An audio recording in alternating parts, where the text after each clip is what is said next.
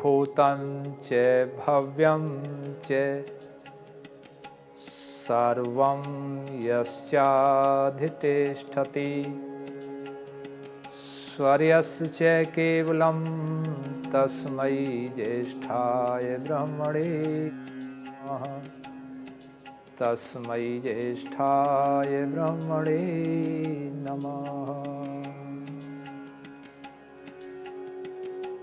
मान्य मातृशक्ति, भद्र पुरुषों, प्यारे बच्चों, पिछली कड़ी में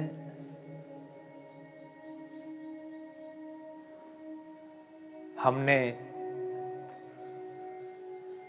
देव यज्ञ किया था। उससे पहले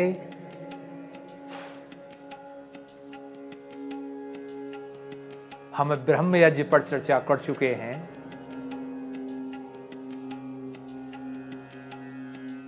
और आज से पहले देव यज्ञ हमने विधि पूर्वक किया था। इस व्याख्यान माला में बताया जाएगा कि देव यज्ञ क्यों अनिवार्य है और उससे क्या लाभ होते हैं। ऋषिवर दयानंद 5 यज्ञों की चर्चा करते हैं। इसी तरीके से मनुस्मृतिकार भी 5 यज्ञों की चर्चा करते हैं और कहते हैं कि हे दुनिया के लोगों, ये 5 यज्ञ तुम्हें यथाशक्ति करने ही चाहिए, कभी नहीं छोड़ने चाहिए। यहां पर हम थोड़ा विचार करते हैं देव यज्ञ पर। देव यज्ञ का जो भाव होता है वो भाव है संगतिकरण, देव पूजा और दान। अर्थात देव यज्ञ जब भी हो उसमें इन तीनों बातों का विशेष ध्यान करना चाहिए। संगतिकरण के बड़े फायदे हैं। जो व्यक्ति जैसी संगति में बैठता है उस संगति का प्रभाव उस पर अवश्य पड़ता है। ये तो बात रही चेतन सत्ता की,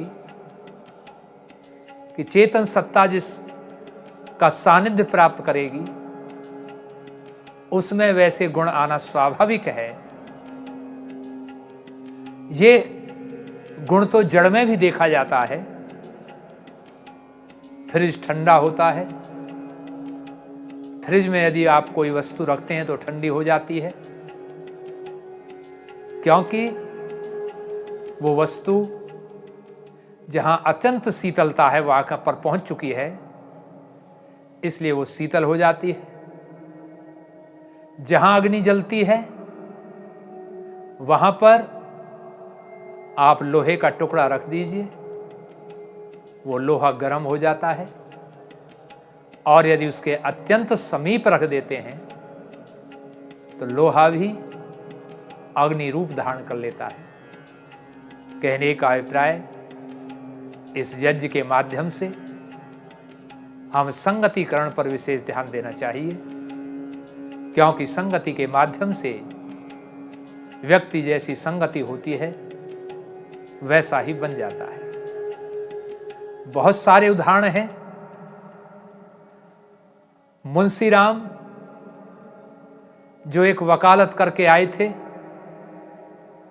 अंग्रेजी माध्यम से पढ़े हुए थे, प्रवचनों पर विश्वास नहीं किया करते थे। एक दिन संयोग से बरेली में ऋषि दयानंद का कार्यक्रम चल रहा था। वहां पर मुंशी राम के पिताजी शहर कोतवाल थे और कोई अव्यवस्था ना हो, मुंशी राम के पिताजी को वो जिम्मेदारी दी गई। जब उन्होंने महर्षि दयानंद के प्रवचन सुने, बड़े प्रभावित हुए। उन्होंने अपने बेटे से कहा, बेटे ने एक दो बार मना किया, लेकिन बार बार कहने पर बेटा पहुंच जाते हैं और वहां पर पहुंचकर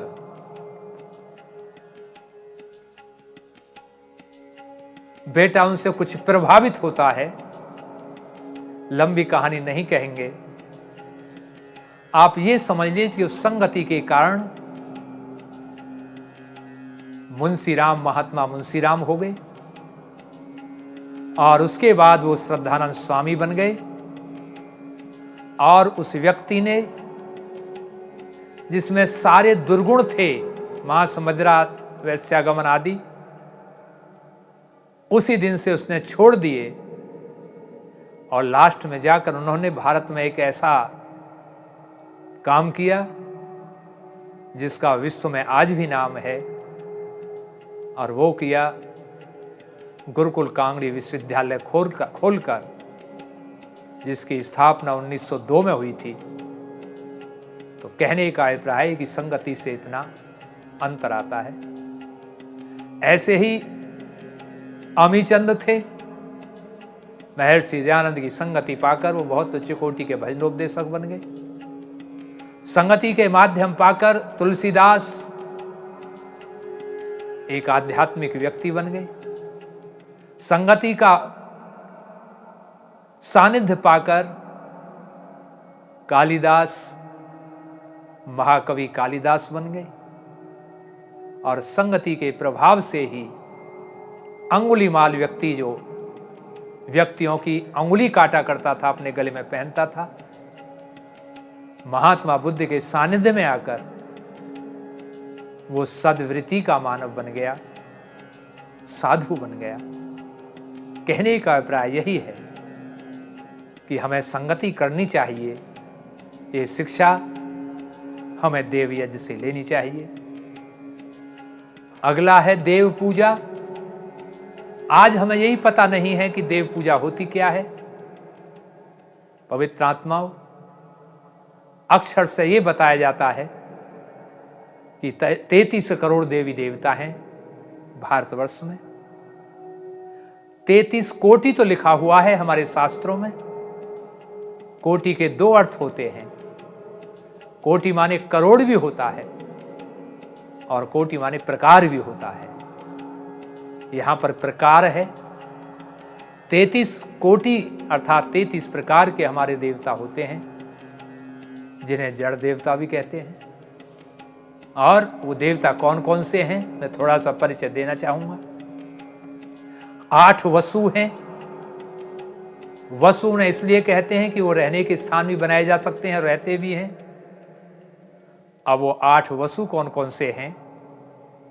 अग्नि, वायु, पृथ्वी, अंतरिक्ष, आदित्य, ध्यौ, चंद्रमा, नक्षत्र। ये 8 वसु हैं जो देवता कहे जाते हैं। 12 आदित्य हैं। 12 आदित्य 12 महीनों के नाम हैं, लेकर चैत्र से फाल्गुन तक। 8 और 12 20 हो गए। 11 रुद्र हैं। उन्हें रुद्र इसलिए कहते हैं कि जब इस शरीर से जीवात्मा निकलता है तब ये रुलाने वाले होते हैं, इसलिए इन्हें रुद्र कहते हैं। रुद्र कौन कौन से हैं? प्राण, अदान, व्यान, समान, उदान,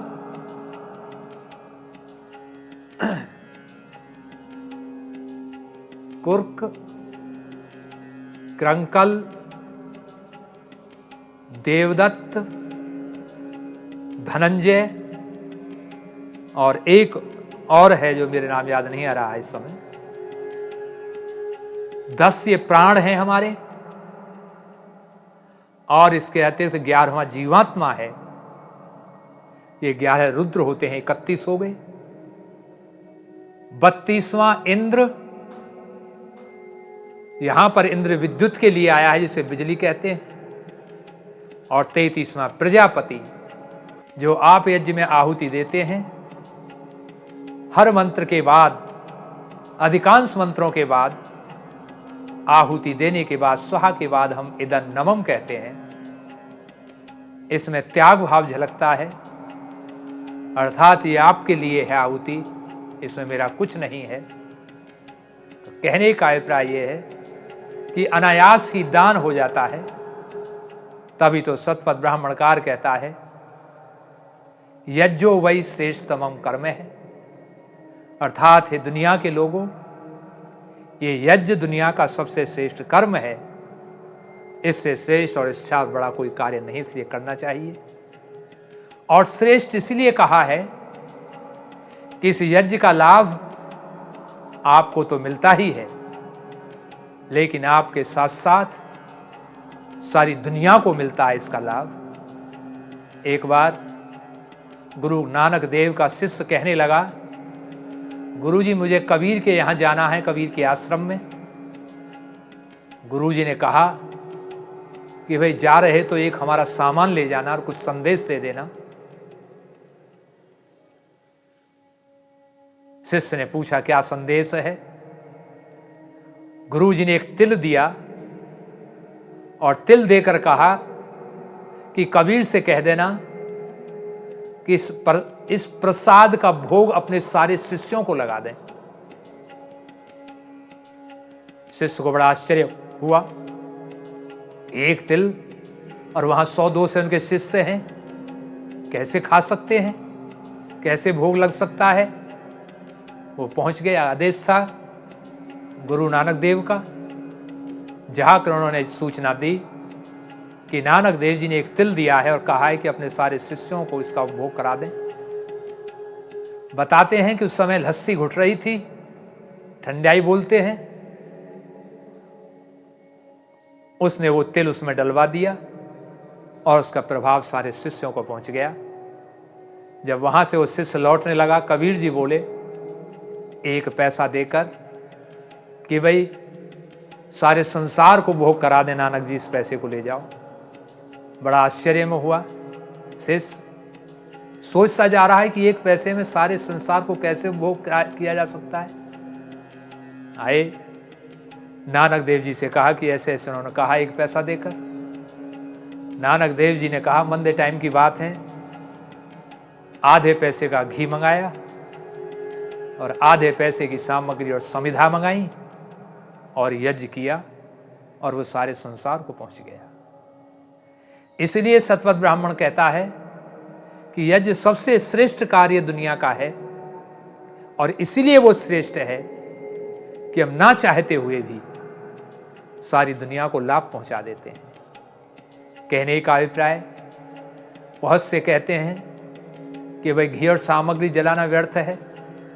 देखिए, यदि 50 ग्राम घी एक व्यक्ति खाता है तो 1 का लाभ होता है, और यदि 50 ग्राम घी के माध्यम से यज्ञ किया जाता है तो उसके सूक्ष्म कण बहुत बहुत दूर तक पहुंचते हैं और वो बहुत लाभान्वित करते हैं चेतन देवताओं को भी, जड़ देवताओं को भी, साधारण व्यक्तियों को भी।